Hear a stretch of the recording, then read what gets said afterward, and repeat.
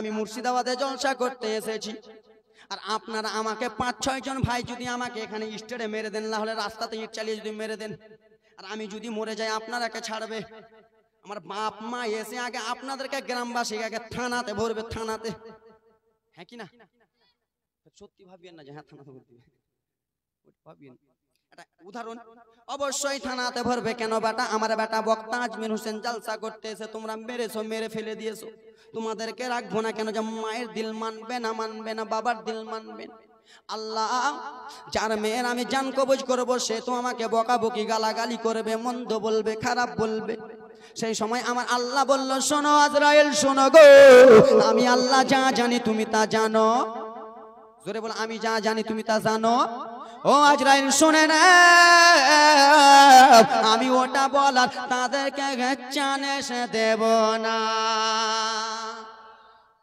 বলল আল্লাহ কেমন করে চান্স দেবে না? আমার আল্লাহ তাআলা সেই সময় বলতে লেগে গেলেন, আব্বা শোনো। আমার আল্লাহ বলল, শোনো, আমি মানুষকে কাউকে রোগ দিয়ে মারবো, কাউকে জ্বর দিয়ে মারবো, কাউকে কাশি দিয়ে মারবো গো, কাউকে নদীতে ডুবিয়ে মারবো, কাউকে অ্যাক্সিডেন্ট মারবো, কাউকে আমি একটা পাথর চালিয়ে মেরে দেব, এবং কি কাউকে আমি রাস্তাতে 4 চাকা গাড়ি চালিয়ে আমি আল্লাহ মেরে দেব। আগা জিবরাইল জান কবজ করা হলো তোমার দায়িত্ব। আর রোগ যত যা বালা মুসিবত আছে আমি আল্লাহ সেটা তাদেরকে দিয়ে মারাবো। আল্লাহ যা জানি তোমরা জানো না। আমি কিসের জন্য মানুষ সৃষ্টি করতে চাই? সেই সময় ফারিস্তারা বলেছিল, আল্লাহ গো আপনি মানুষ সৃষ্টি করবে, বাপ বেটাকে চিনবে না, মারামারি করবে, ছেলে বাপকে চিনবে না, মেয়ে মাকে চিনবে না, স্ত্রী স্বামীকে চিনবে না, স্বামী স্ত্রীকে চিনবে না, ভাই ভাইকে চিনবে না, বোন ভাইকে চিনবে না। তারা মারামারি করবে, হাসুয়া দিয়ে বাবাকে কেটে দেবে, সে যেন তলোয়ারি দিয়ে বাবাকে কেটে দেবে। আমার আল্লাহ তাআলা বলে, আমি যা জানি তোমরা আমার মতো কেউ জানো না। কিসের জন্য সৃষ্টি করতে চাই? শুন, তোমাদেরকে আমি একটা অর্ডার দে। কি এমন অর্ডার দিবেন? আল্লাহ বলল, যাও যাও যাও যাও, তোমরা দুনিয়ার বুকে চলে যাও। আব্বা নতুন জীবনী বলতেছি, বাবারে কালকের ঘটনা আজকে জীবনী বলতেছি। ও আমার সোনা মানিকেরা, আমার রব্বুল আলামিন ডাক দিলেন, ও ফারিস্তা শোনা গো, ও জিবরিল আমিন শুনে নাও, শুনে নাও। আব্বা আমি কান্নার ঘটনা নিয়ে আসবো রে, কান্নার জীবনী নিয়ে আসবো। বাবা কানতে পারলেই হলো মুসলমান, দুঃখের কাহিনী নিয়ে আসবো। আল্লাহ রাব্বুল আলামিন ডাক দিলেন, জিবরিল, এ জিবরিল আমিন শুনে নাও, শুনে নাও। আমি দুনিয়ার বুকে মানুষ সৃষ্টি করব। যাও যাও যাও, তুমি দুনিয়ার বুকে চলে যাও। আল্লাহ আমি দুনিয়ার বুকে যে কি করব? বলে যাও দুনিয়ার বুকে যে তুমি 1 মুঠো মাটি নিয়ে আসবা। ক মুঠো? গজল আছে ভাই, একটু পর 1 মুঠো মাটি নিয়ে আসো। আল্লাহ রাব্বুল আলামিনের কথা শুনিয়া বাবা জিবরিল আমিন সা করে চলে গেলেন জমিনে। জমিনে যাইয়া আব্বা দাদুরা মায়েরা বেটিরা রে, জমিনে যাইয়া হযরত জিবরিল আমিন যেমনই মাটিতে বাবা নোচ মারতে যাবে, মাটি তুলতে যাবে, সেই সময় মাটি কান্না করতে লাগলেন, জিবরিল তুমি কিসের জন্য এসেছো বলো বলো গো। বলে আমার আল্লাহ তাআলা আনতে বলেছে মাটি, এই মাটি থেকে নাকি মানুষ সৃষ্টি করা হবে, এই মাটি থেকে নাকি আদম সৃষ্টি করা হবে। সেই সময় মাটি কেঁদে কেঁদে বলেছিল, জিবরিল গো আমি তোমার হাতে ধরি, আমি তোমাকে কাগতি মিনতি করি, জিবরিল তুমি মাটি নিয়ে যেও না। বলে কেন গো? বলে এই জন্য মাটি নিয়ে যেও না, এই মাটি থেকে মানুষ তৈরি করা হবে, আর সেই মানুষেরা দুনিয়ার বুকে এসে মারামারি করবে, ঝগড়া করবে, ফাসাদ করবে, ছেলে মাকে চিনবে না, বাবা মাকে চিনবে না। ও শোনো জিবরিল, সেই লোকগুলো যখন মরে যাবে তখন আমার ভিতরে তারাকে পুরে দেবে, আমার ভিতরে তখন ভরে দেবে। আমি মাটি সইতে পারবো না, জিবরিল তুমি চলে যাও, চলে যাও, মাটি নিয়ে যেও না। আল্লাহ গো, ও আমার বাবারা রে, মাটির কান্না যদি দেখতেন বাবা সইতে পারতেন না রে, এত মাটি কান্না করে। হযরত জিবরিল আমিন মাটির কান্না দেখে বাবা আগা চলে গেলেন রব্বুল আলামিনের কাছে। আল্লাহ কি হয়েছে বলো জিবরিল? আল্লাহ গো আমি মাটি আনতে গিয়েছিলাম, মাটি এত ওজন নয় না, কান্দে আল্লাহ, মাটির কান্না দেখে আমি সইতে পারলাম না, তাই জন্য আমি জিবরিল খালি হাতে চলে এলাম। আমার আল্লাহ বলো তুমি খালি হাতে এলা, তাহলে তোমার দ্বারাই হলো না।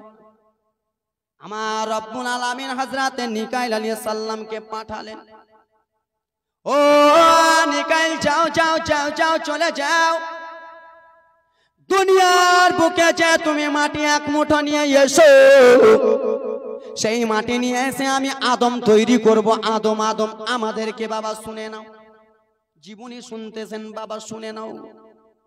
আল্লাহ ঠিক আছে, আপনি যখন আমাকে আদেশ দিলেন আপনার আদেশ আমি পালন করব। হযরতে মিকাইল আলাইহিস সালাম বাবা চলে এলে রকেটের গতিতে বাবা রে, আবার সা করে জমিনে নেমে গেল রে। আর জমিনে নেমে যে বাবা মাটির সঙ্গে কথা বলে, ও মাটি আমি তোমাকে নিয়ে যাব। যেমনই বাবা মাটিতে হাতটা দিতে যাবে রে, মাটি তখন হাউমাউ হাউমাউ হাউমাউ করে কান্না করতে লাগলেন। ও মিকাইল শোনো গো, জিবরিল আমিন এসেছে, জিবরিলকে আমি পাঠিয়ে দিলাম।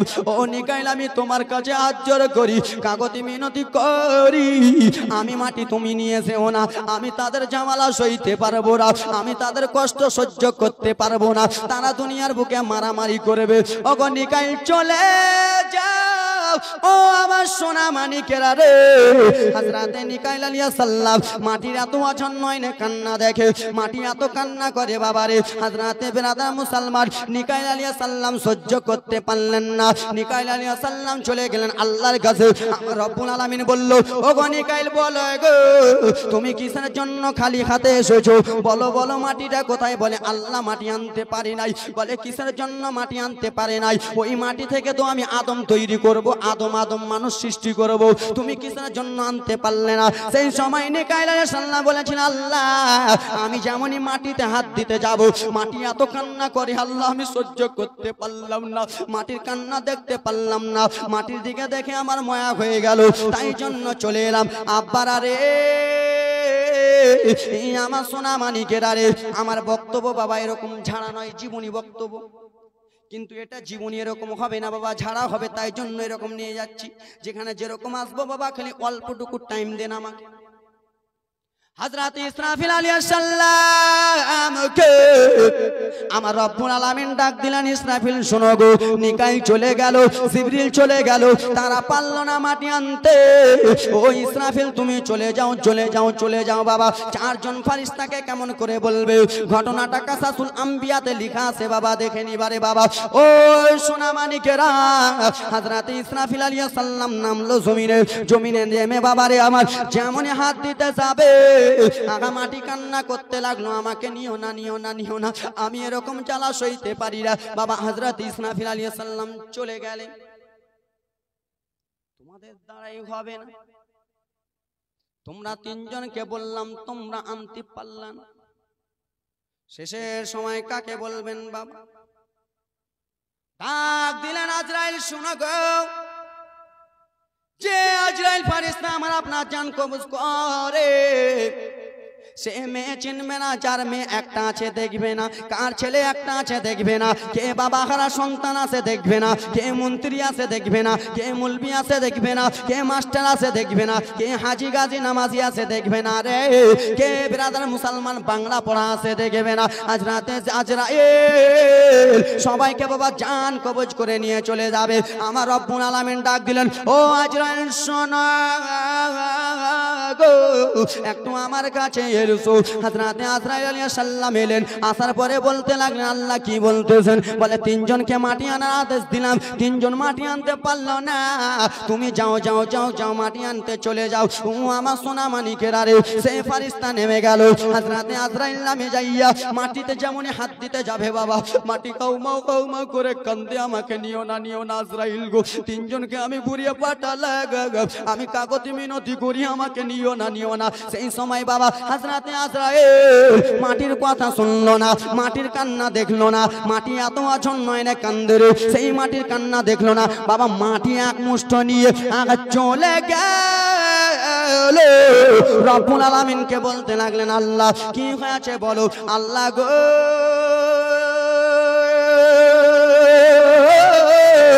রব্বুল আলামিন আমি মাটি নিয়ে এসেছি, বলে তুমি বেস্ট, জোরে বলো, তাড়াতাড়ি বলো, তুমি বেস্ট। আজরাইল তোমাকে আমি একটা দায়িত্ব দেব, একটা কাজ দেব, তোমাকে একটা চাকরি দেব বলে। কি আল্লাহ চাকরি দেবেন? বলে আজরাইল শুনে নাও, এই মাটি থেকে যে মানুষ আদম সৃষ্টি করা হবে, তো মানুষ আমরা আসি মৃত্যুবরণ করতে হবে কি হবে?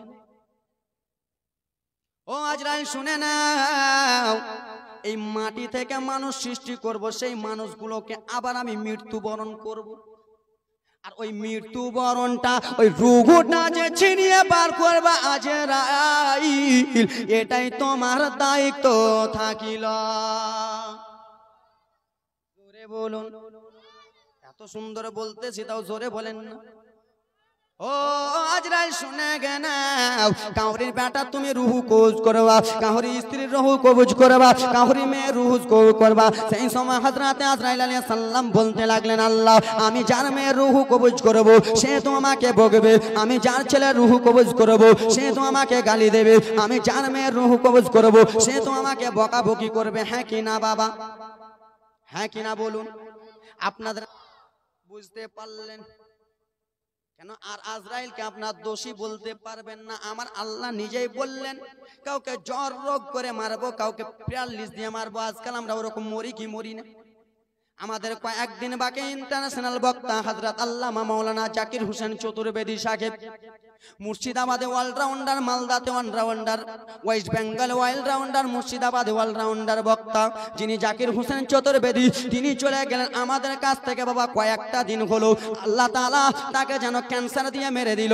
বাবা ব্রাদার মুসলমান বাবাজি বন্ধুগণ আমার, তার মেয়ে ছেলে পিলে তো বলতে পারতেন কেন মারলেন, কিন্তু আল্লাহকে তো বলা যাবে না। সৃষ্টির মালিককে, সৃষ্টির মালিক আল্লাহ। আমার আল্লাহ বললো কাউকে আমি রোগ দিয়ে মারবো, কাউকে ক্যান্সার দিয়ে মারবো, কাউকে প্যারালিস দিয়ে মারবো। সেই জাকির হোসেনকে আল্লাহ আমার যেন ক্যান্সার দিয়ে নিয়ে নিলেন। বাবা কত অপারেশন করলো, অপারেশন করলো। আমার আল্লাহ বলে যত অপারেশন করো না, যখন তোমার মৃত্যুবরণের টাইম আসবে, আমি আল্লাহ হযরতে আজরাইলকে দিয়া জান কবজ করিয়া নেব। ও বাবা মায়েরা সোনা মানিকেরা রে, আমি এবার কান্নার ঘটনা নিয়ে আসবো। বাবা অল্পটুকু শুনে নাও। মাটি থেকে আমার হযরতে আজরাইল আলাইহিস সালাম বললেন, আল্লাহ মাটি কি করব? যুবক কেউ যাবা না, আমি এখন তোমাদের সামনে ঘটনা বলবো কান্নার। আল্লাহ এই মাটি তো আমি নিয়ে এলাম, এই মাটিগুলো কি করব? আমার আল্লাহ তাআলা বলল, যাও যাও যাও যাও, তুমি দুনিয়ার বুকে চলে যাও। আল্লাহ আমি দুনিয়ার বুকে যাব তো যাব কোথায়? বলে তুমি দুনিয়ার বুকে যাও, মুখ জায়গাতে মাটি রেখে দিবা। ওরে আমার বাবা সোনা মানিকেরা রে, মুর্শিদাবাদ জেলা বড় কি বড় নয়? হ্যাঁ কি না? মুর্শিদাবাদ জেলা বড়। তো মুর্শিদাবাদে জালসা হচ্ছে, যাও তো কেমন করে বুঝতে পারবো কোন গ্রামে হচ্ছে? মুর্শিদাবাদ জেলা তো বাবা ছোট্ট নয়, বহরমপুর ভগবান গোলা সব কিছু আছে। আল্লাহ কোন গ্রামে আছে? আজমির আছে তো আছে। তো বলা রে ও আমার সোনা মানিকেরা রে, এখন দিয়ে দেবে, বলে দেবে, একবারে নির্দিষ্ট করে দিবে। আজমির আছে কালিকাপুরে। আল্লাহ আমি মাটি রাখবো তো রাখবো কোথায়? সেই সময় আমার আল্লাহ তাআলা বলে দিলেন, তুমি কাবা শরীফ থেকে কিছুটা মাঝামাঝি যাবা, আর তাইফ থেকে কিছু মাঝামাঝি আসবা। কাবার মাঝখানে আর তাইফ নগরের মাঝখানে, সেখানে তুমি মাটি রেখে দেবে। ও যুবক সোনা মানিকেরা রে, ও আমার আল্লাহ নবীর উম্মতে দলরা রে, মাটি রাখা হলো। মাটি 2 বছর ধরে বাবা আমার পানিতে ভিজলো, বৃষ্টিতে ভিজলো, জলে ভিজলো। বাবা মাটিটা আস্তে আস্তে শক্ত হলো। 4 বছর হলো বাবা আমার সোনা মানিকেরা, মাটি ভালো করে শক্ত হয়ে গেল। 6 বছর হলো বাবা, মাটি যেন ঢাল হয়ে গেল। 8 বছর যেমন হয়েছে, মাটি মানুষ রূপে হয়ে গেল। জোরে বলো। মাটি যেমনই মানুষ রূপে হয়ে গেল বাবা, সেই মাটির ভিতরে রুহু ভরবে কি ভরবে? সমস্ত ফারিস্তা মণ্ডলীগণ দেখতে আসে আল্লাহর সৃষ্টি কত সুন্দর, একবার দেখে আসি আমার আল্লাহ সৃষ্টি করেছে। সমস্ত ফারিস্তা মণ্ডলীগণ এলো, সোনা মানিকেরা বাবাজি কলিজার টুকরারা রে আমার, সবাই এলো বাবা। এক এক করে চলে আসে, এক এক করে চলে যাই। শেষের সময় আজাজিল সে বাবা মাটির কাছে এলো রে বাবা। আজাজিল, আজাজিল নাম শুনেছেন কিনা? আজাজিল কিন্তু ভালো। শেষের সময় আজাজিল এলো বাবারে আমার। আজাজিল এসে বাবা মাটির কাছে ঘোরাঘুরি করে। আদম পয়গম্বরের বাবা আমার সেই মূর্তির কাছে ঘোরাঘুরি করতেছে বাবা আমার। সেই আজাজিল ফারিস্তাগুলোকে বলতে লাগলো, শোনো গো, এই মাটির মানুষটাকে যদি আমার হাওয়ালা করে দেয়, একে আমি দুমড়ে মুচড়ে মেরে দেব, একে আমি শেষ করে দেব। আর আজাজিল ফারিস্তা এটাও বলে, এই মাটিকে যদি আমাকে স্নেহ করতে হয়, এই মাটিকে যদি আমাকে মান সম্মান করতে হয়, তাহলে এই মাটিকে আমি মানবো না, এই আদমকে আমি মানবো না। আর আমার হাওয়ালা করে দিলে একে আমি মুচড়ে শেষ করে দেব। আব্বা আমার 2টা মিনিট সহ্য করে নাও সোনার টুকরা বাবা রানী আমার। আমি তাড়াতাড়ি করে জীবনীটা নিয়ে যাই। আজাজিল ফারিস্তা মনে মনে ভাবলো, আহারে কেমন দেখি আল্লাহর সৃষ্টি, একবার দেখেনি বাবা আমার। সেই আজাজিল বেরাদার মুসলমান আমার, সেই আদম পয়গম্বরের ভিতরে, সেই মাটির ভিতরে বাবা ঢুকে গেল। জোরে বলুন, ঢুকে গেল বাবা। বোরাটা ঢুকতে পারলো না, লাভি অব্দি ঢুকে গেল রে। আর যেমনই লাভি অব্দি ঢুকেছে বাবা, এত অন্ধকার আজাজিল অন্ধকারে থাকতে পারলো না বাবা। লাভির ভিতরে ঢুকে অন্ধকারে থাকতে পারলো না। সেই আজাজিল ফারিস্তা ব্রাদার মুসলমান আমার থুপ ফেলে দিল সেই মাটির ভিতরে। বুঝেছেন? সেই মাটির ভিতরে থুপ ফেলে দিল রে। আর যেমনই থুপ ফেলেছে ব্রাদার মুসলমান আমার, রব্বুল আলামিন জিবরিল আমিনকে ডাক দিলেন, ওগো জিবরিল আমিন, যাও আদম পয়গম্বরের ভিতরে থুপ ফেলে দিয়েছে, যাও সেই থুপটাকে তুমি বার করে আনো। জিবরিল আমিন চলে এলো বাবারে। আর আসার পরে রে সেই থুপটাকে বার করলো। আর সেই থুপটাকে নিয়ে কুকুর বানা হলো। কুকুর আছে আপনাদের দিকে? আজাজিল ফারিস্তা যে থুপ ফেলেছিল ভিতরে, ওই থুপটাকে নিয়ে এসে কুকুর বানালো। কুকুর